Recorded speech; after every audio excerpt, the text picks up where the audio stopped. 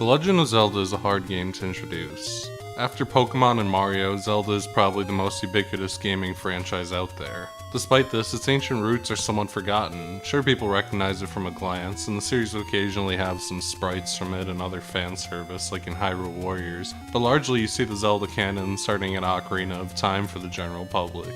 Everyone has played a little bit of the original Mario. The Legend of Zelda feels like it doesn't exactly fit in the same boat. The game has a bit of a reputation as obtuse, difficult, a bit clumsy, and that reputation isn't exactly unwarranted, but it has led to the game being left as a mystical, ancient artifact. Everyone's aware of the legend, but very few have actually gone through with getting to the bottom of it. Zelda initially released in the US in 1987, although it's interesting to note that its Japanese release a year prior was for the Famicom Disk System exclusively, an add-on that used floppy disks that had slightly better specs than the base console, including a 6 sound channel for slightly better music, 20% even, as well as religious references. Since then, the game has pretty steadily seen re-releases. The Satellaview had a remake called BS Legend of Zelda. It's a lot to explain, but being a Super Nintendo thing, it looks nicer. The Gamecube had a promotional disc that is quite rare, the Legend of Zelda Collector's Edition, which had an emulation of the game, as well as an improved translation to fix some of the stranger wording. It was kind of included as one of the emulatable NES games in Animal Crossing, although it's only available by hacking. The Classic NES Series on Game Boy Advance had a port, the Virtual Consoles on Wii, 3DS, and Wii U all offered it. The NES Classic Edition had it as well. Just a few years ago, there was a small Game & Watch console that was made for it that had it, as well as Link's Awakening and some other stuff on it. And lastly, of course, it was one of the first games added to Switch Online's NES pile, and one of like 6 games people would want to play on that service. The first thing anyone is going to notice in this game is that the controls are a little funky. Off the bat, Link's movement has something weird about it. It's hard to place a finger on it unless you're actually playing it, but it seems like there's some odd grid-based thing going on. Link moves a minimum distance when walking, but also seems to snap to certain ending points. It takes a lot to get used to as it makes precise movements very difficult, and given enemies in this game never stop moving, turn on a dime, including full 180s, it can get pretty frustrating, especially when it comes to enemies that can only be hurt from behind. It doesn't help that the sword is fairly awkward. Every attack is a short-range stab directly ahead of Link that stops him in place. Only about half the length of Link himself in front of him and with no horizontal range, maybe only 5 or 6 pixels wide. Starting with the next game, in this top-down 2D Zelda style, Link to the Past, Link's swings would cover a rough 180 arc in front of him, plus a significantly improved range, which gives a lot of leeway that this game lacks when it comes to being precise in attacks. It's easy to take a lot of hits because of the movement and sword issues combined.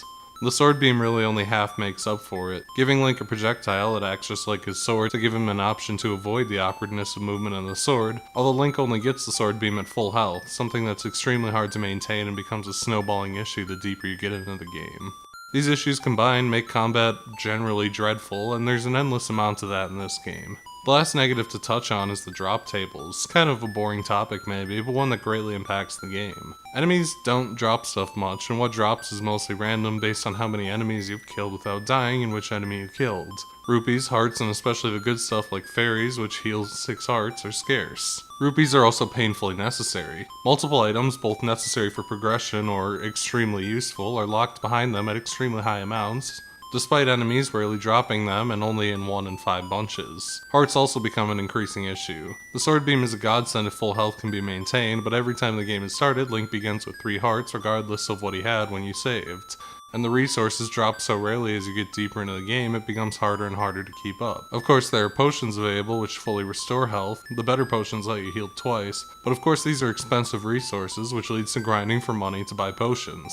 It's exhausting. Moving past my negativity for the core gameplay, the game is actually quite ambitious and interesting. The overworld is quite large, an 8x16 grid of screens that have a surprising variety among them, starting in a fairly basic plains and trees area, but also having an autumnal red forest, deserts, a graveyard, and mountains. It makes this extremely primitive version of Hyrule feel like something of a fully realized world.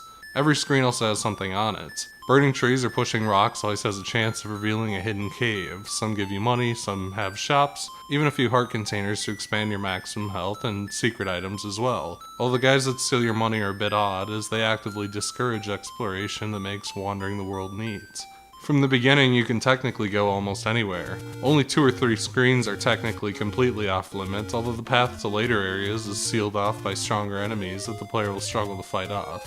Instead of hard-gating the player, items obtained throughout the game make navigation easier, whether that's by giving the player more convenient ways to move around or by increasing Link's ability to fight through walls of enemies. The open world is genuinely ambitious and well crafted, subtly offering guidance to at least the first few dungeons, and it's exciting to finally manage to get past some wall and get a new area to poke around, even if some of the spots are a little too obtuse and require a lot of guess and checking. Surprisingly, for me at least, the dungeons are the less interesting part of the game, when I usually prefer them to the overworld exploration in these titles. Primarily because most non-combat items just don't interact with them in any way, save the bombs and later on the ladder. Most rooms are walls of enemies that aren't interesting to move through individually and are usually just a resource vacuum. Thankfully, the navigation of the dungeons can be interesting, finding shortcuts, hunting down the items in each dungeon, some really wacky layout stuff in general where the map reveals what seems to be straightforward but actually requires finding hidden passages to progress. It sucks the bombable walls have no indication, which can be a bit of a pointless resource drain just to stab in the dark, but despite the lack of unique theming, the dungeons all have some sort of identity in how they throw the player off and the items that they give at least. I just wish that the game was less combat heavy in dungeons and had a better balance of the puzzle, exploration, and combat elements in general, which are almost entirely divided between the overworld and dungeons separately and just entirely segregated. Zelda's a pretty nice looking NES game. It's far from the best, hell it's pretty thoroughly beaten out by its very impressive sequel, but it's hard to complain. The overworld has a lot of variety and little touches that give the game a nice atmosphere. Little tombstones in the graveyard, different palettes and backgrounds area to area. While Link basic enemies and NPCs don't have a lot going on, with extremely basic 2-frame animations at best, there are some bigger sprites like the bosses that'll always impress me, even if they suffer from the 2-frame animation limitation. It'd be pretty nice if the dungeons had a little more to differentiate themselves outside of very basic palette shifts, although it's a pretty understandable limitation given how large this game is, especially on the NES. The music is also really nice. A lot of Zelda's main motifs and themes were established in this game, from the title theme, the overworld theme, and the basic dungeon theme, although it's notable that there isn't much music in this game at all. The overworld theme is cheery and adventurous and follows you through every screen. Graveyard, mountain, doesn't matter. Given how long you spend wandering the overworld, it'll eventually lose its luster. Same for the dungeons, which outside of the last one all share one song that eventually gets seared into your nightmares as you remember all the blue Wizrobe rooms. It's great stuff, it's just not a lot of it, which is an understandable limitation of the time, but a little sad to see. Even before the dungeons, the overworld is a tangled web of stuff to find, which is kinda neat. Before you ever step foot in a dungeon, there's about a dozen upgrades that can be collected to make things a little smoother. The game doesn't even start you with a sword. Granted, you don't need to walk far to get it, but the game is pretty forcefully trying to tell you how important the overworld is from the first seconds. Beyond that very necessary tool, bombs can be purchased or found from item drops, 3 of the 5 extra heart containers can be tracked down, the letter which allows Link to buy potions, the blue candle which is an item that allows Link to burn certain bushes or light up dark rooms in dungeons, as well as technically being a very bad weapon as its fire moderately hurts enemies, the white sword which is the first sword upgrade and doubles the power of Link's sword, the magical shield upgrade, which on top of blocking standard projectiles when facing enemies, as Link can do by default, also blocks magic attacks from most sources. Arrows can be purchased for the bow you don't yet have, although will eventually need. The power bracelet used to move rocks in the overworld to access a series of underground passages that serve as shortcuts between certain portions of the game. And lastly, the blue ring, which doubles Link's defense, but costs a lot. And all of this is before you even step a foot in a dungeon. Without a guide, you probably won't be getting most of this stuff off the bat. That's really not the point though. It's more to illustrate how much this game focuses on its overworlds. Later games largely relegate the overworld to being sheerly transitory. The dungeons are the main attraction. The overworld has some mini-games and hidden chests, but largely all that is in service of pieces of heart and money unless the game is trying to force you to get something in the early tutorial hours. It really adds to the overworld, makes you want to poke around to find anything that alleviates the torture the later dungeons become. On the guide topic from a moment ago, I don't really care. I eventually took to using one, The problem with looking back on this game is that the pieces of the puzzle are often missing. The instruction manual offered a guide to reach the first dungeon. Nintendo Power was a huge resource for pushing through the game, especially thanks to including overworld and dungeon maps. And like Pokemon, there was a large social aspect. Kids on the playground talking about cool stuff they found, rumors, and turning the game's most frustrating sections into group brainstorming events. You can brute force it given time, there's a rather limited selection of elements, but largely it's kind of a questionable use of time to try it because the game is by design obtuse and not exactly meant to be worked through alone. To also briefly go back to the overworld, the only items from the overworld that can't be knocked off before the first dungeon are the last 2 heart pieces and the magical sword, as it requires having 12 hearts and it further doubles Link's attack. The path to the first dungeon is relatively straightforward. The only thing actually necessary to complete it is the sword, and it's fairly close to the start, plus the bridge that leads to it is a little bit of a standout. Once you cross the bridge, this neat giant tree with a face greets you. I imagine to some extent this inspired Ocarina's Great Deku Tree, its first dungeon, as well as Oracle of Season's first dungeon, Gnarled Root, which is found in a tree on an island and has Aquamentus as its boss.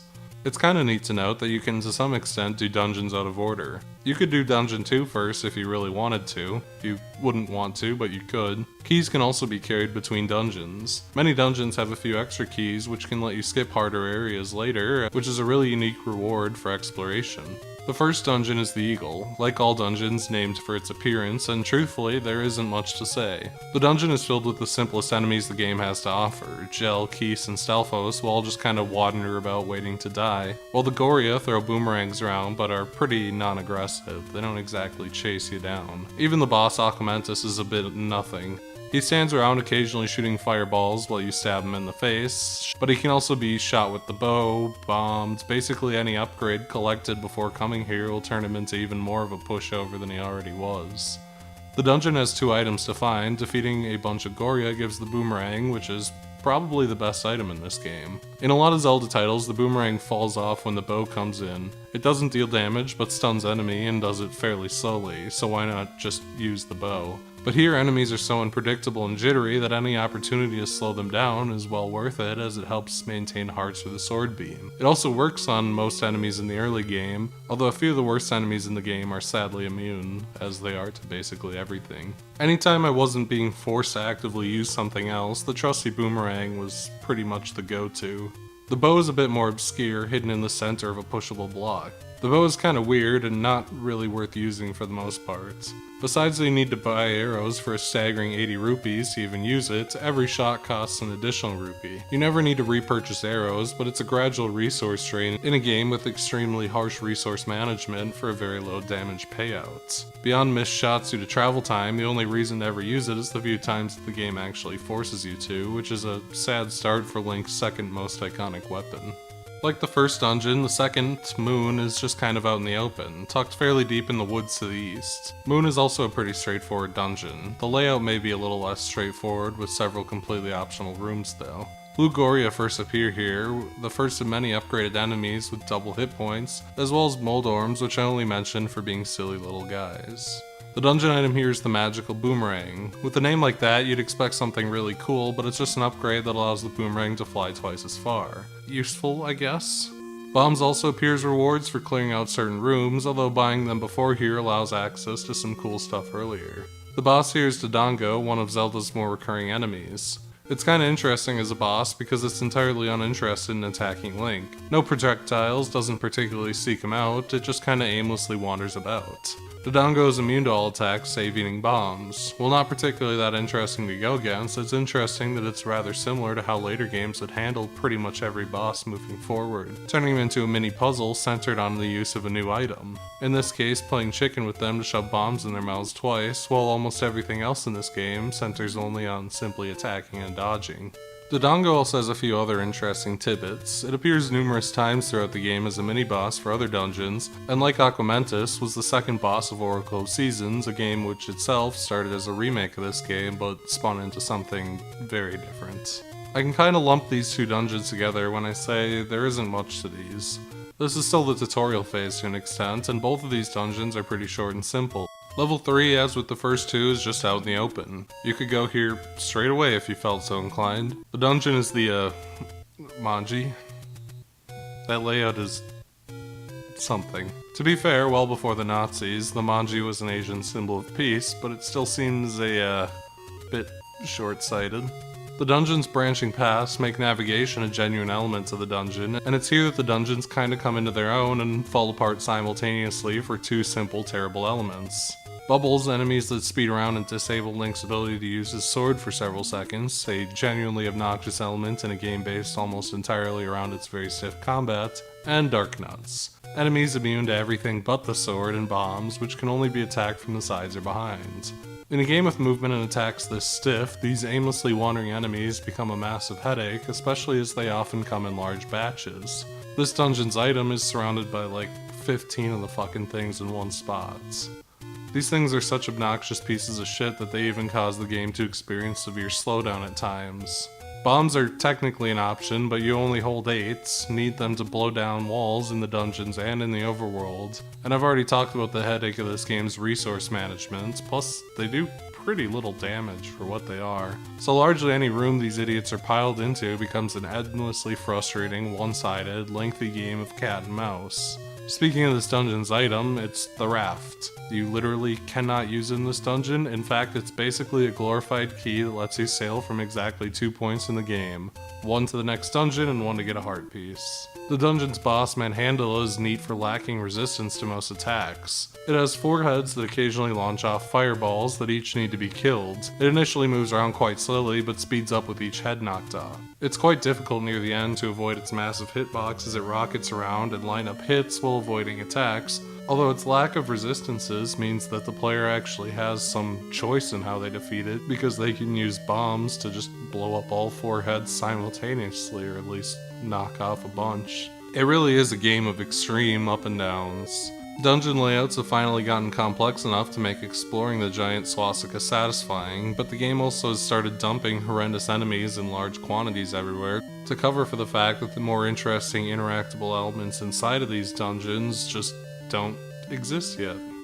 The 4th dungeon is the first with an actual requirement for entry. A mere 20-second walk from the previous dungeon, the raft gets one of its only uses. The dungeon snake is the most interesting for an item that isn't combat related, the ladder, which allows Link to walk out over water or lava one tile. And while interesting as a movement option to clear certain rooms faster and necessary to clear small gaps at certain points, its best use is defensive. With the exception of a small handful of enemies, maybe 2 or 3, enemies can't go across water, which makes Link immune to everything, but those few exceptions and the occasional projectile enemy. It's a godsend for any room that has any amount of water, especially with pain-in-the-ass enemies like Dark Nuts that can just be slowly poked to death, although this admittedly isn't the most entertaining way to play the game. Oddly enough, Manhandle, the boss of the previous dungeon, appears as a mini-boss here, which feels a little fast, given everything. The actual boss is Gleeok, a 2-headed dragon that shoots projectiles from both while wiggling its necks around. When one head is removed, it begins to bounce around the room aimlessly shooting fireballs, which is a neat little touch to prevent the boss from getting easier as it goes on. Although like most bosses in this game, it can just be boiled down to a brute force job where the best strategy is to get close and mash and pray it dies before Link. The next dungeon is another that's open from the start, although at this point doing any of these out of order would be a gigantic pain in the ass. It's also hidden behind a neat puzzle in the Lost Hills that requires walking up the same set of stairs 4 times, which is a concept that would see a lot of reuse in other games in this series in some way. Dungeon 5, Lizard, is good stuff, maybe the most enjoyable bit of the game. It has a little of everything without being an absolute mess. A secret passage required to get to the series of rooms that house the dungeon item, an extremely hidden room where 100 rupees can be traded for the ability to hold 4 more bombs, a pretty cool item. It strikes the best balance of large and complex enough to encourage exploration without being a miserable slog. It's worth noting that Pull's voice first appears here, and this enemy, doesn't work. It's immune to everything save the sword, and can jump into and over walls at random, making it incredibly tough to fight, and it's all because it's a stupid Japanese exclusive gimmick enemy. The Famicom had a microphone built into its second controller because of the popularity of karaoke over there, and shouting into that microphone would freeze these obnoxious shits in place, which is why it was fine that they were so obnoxious in the original release.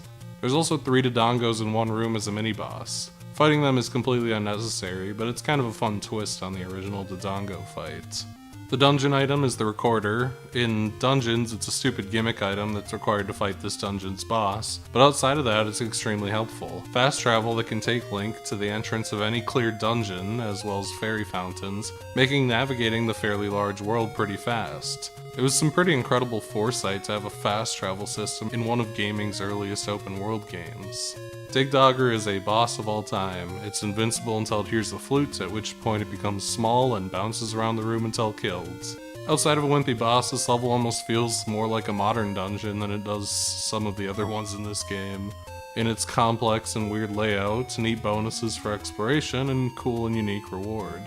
The 6th dungeon dragon is found near the graveyard. It's a neat place, pretty much completely inconvenient to get to, and that's actually kind of a good thing. Going through the mountains takes a very long time and is very dangerous with its tough enemies, but the alternate path requires getting through the Lost Woods, the path through which can only be found from a hint an old woman gives. The power bracelet can also be used to get much closer without all the hoops, which is more or less the one time it's actually useful, but also a neat reward for having found it in the first place.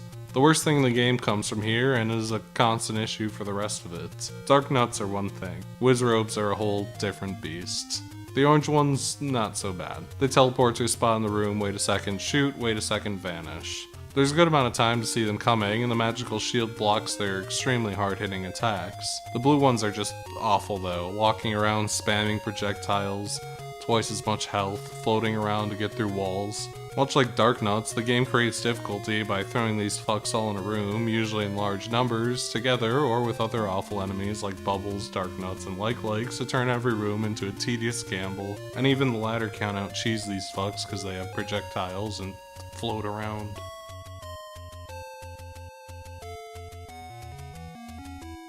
Found under a lake that needs to be drained with the recorder, the 7th dungeon demon is a pleasant reprieve. No Dark Nuts or Wizrobes. Sure, it has like 8 mini bosses, but it's all Dig Doggers and Dodongos, that's no big deal. Hell, the boss here is Aquamentus, the first boss of the game. It's absolutely not a challenge and not supposed to be, it's a power trip, a sign of how far the players come. This dungeon is one of the strongest because the focus isn't on walls of enemies that force you to get up and poke them, it's about the navigation. Reaching the boss requires going through multiple bombable walls, and there's even a hint from the old man as to where to bomb. The player also needs to take bait in from outside of the dungeon to navigate it.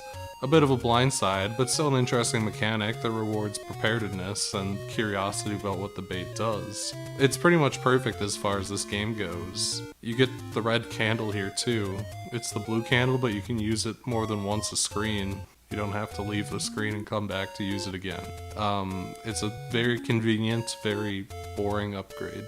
The 8th dungeon, the Lion's Entrance, is infamously hard to find, and I don't know why. Burning the Bush has been oddly mythologized because there are so many bushes, but the bush it's under is directly in the center of an obvious path. I found it on accident less than halfway through the game. There isn't a lot to say about it either. The boss is a 4-headed Gleeok, the navigation isn't extremely tight or interesting, Wizrobes aren't here, but Dark Nuts are, which is fine, I guess. The magical key here is the strongest item in the game. It just replaces the keys that need to be managed throughout the game with one that can open up everything. It's late enough in the game to be a neat reward for exploring and makes the final maze of a dungeon after this much more pleasant.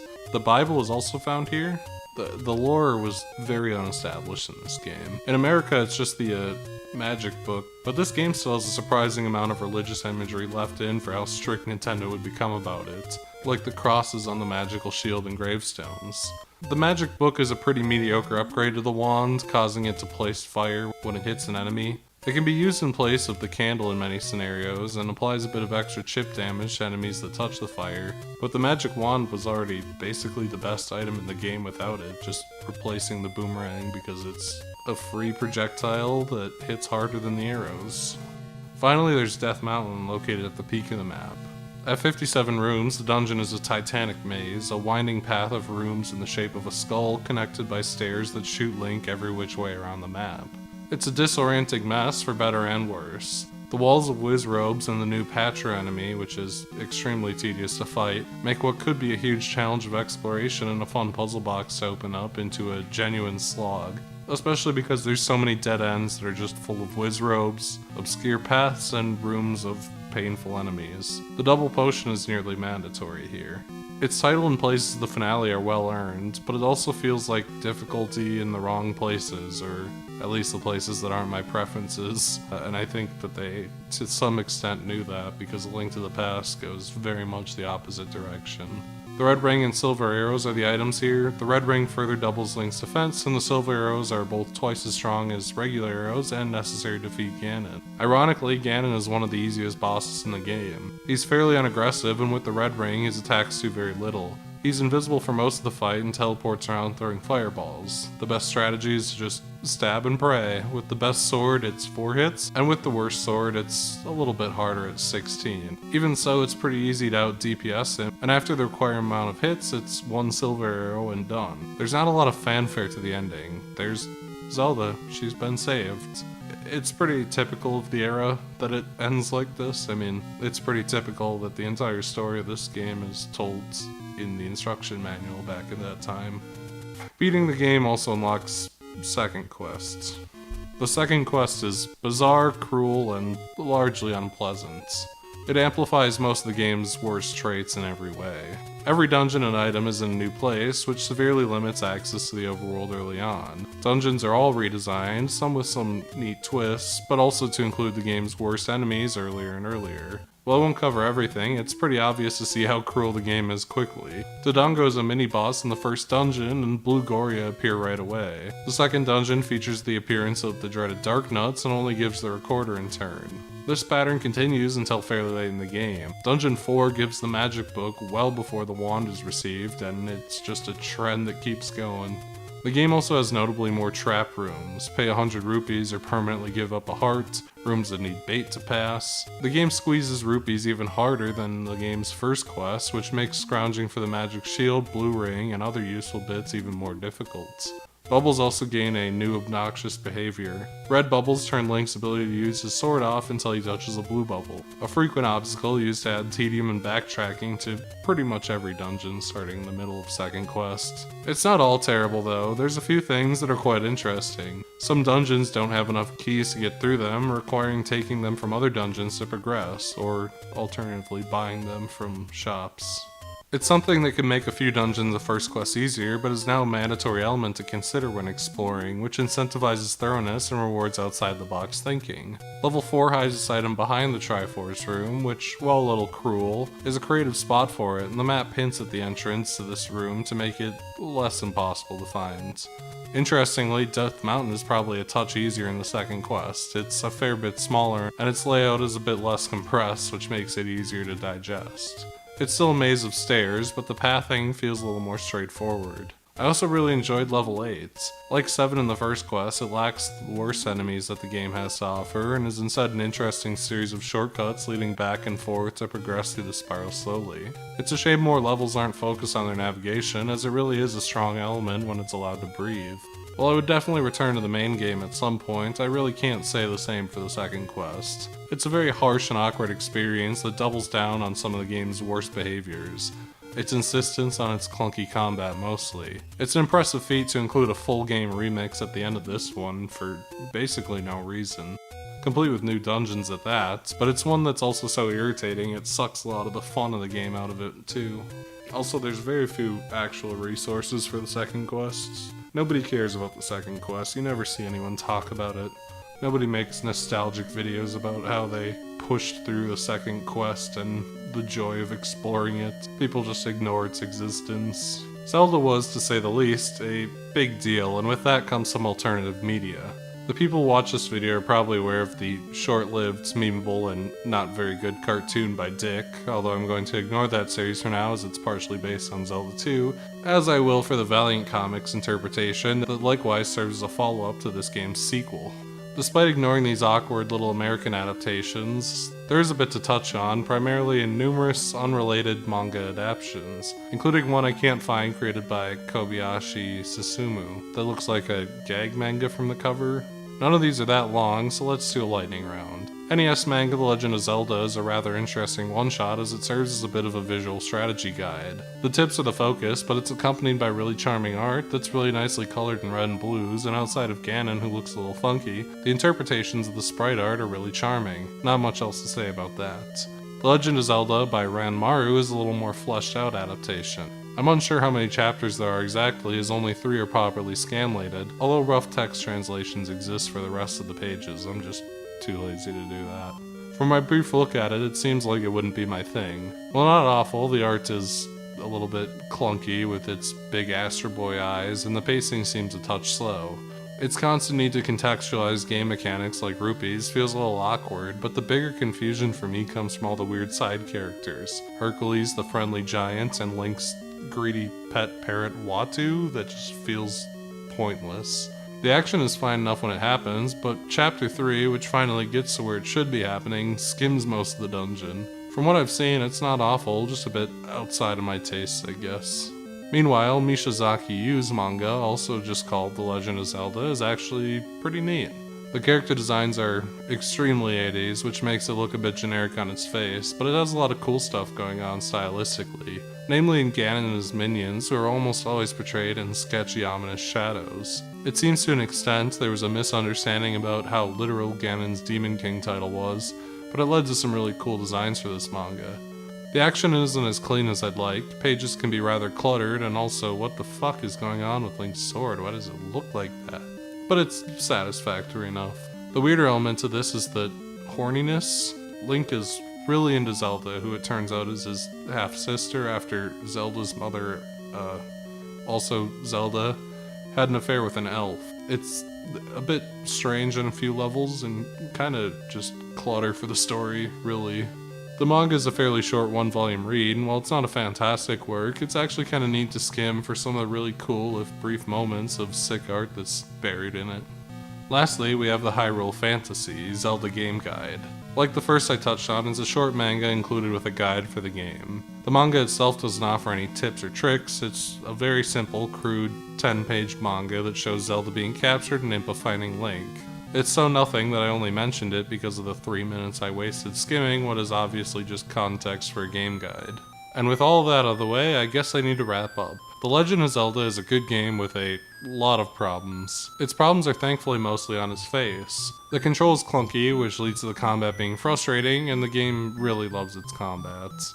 It's the hardest hurdle to get over, and I always dreaded going into the next dungeon, waiting for the shoe to drop and me to find myself in a room with 15 Wizrobes.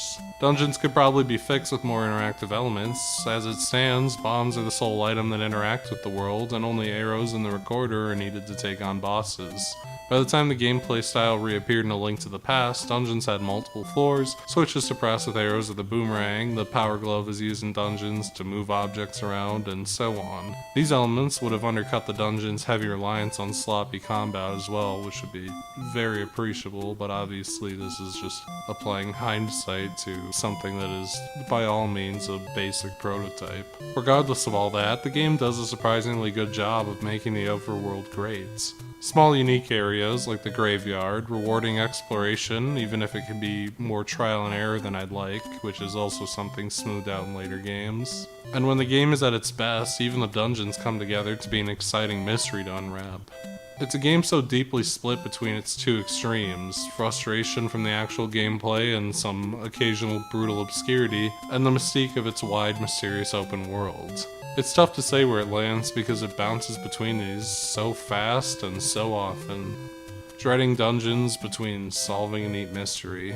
Foreknowledge, or a little help, from a guide or otherwise, are a nice booster in lieu of the community aspects that the game originally grew legs on. It's a game I find interesting for its place in history, and occasionally a game I love, but also a game that I very often don't like. It's fascinating, but it's a game that's really difficult to get into given how far the series would push this formula only a couple years later.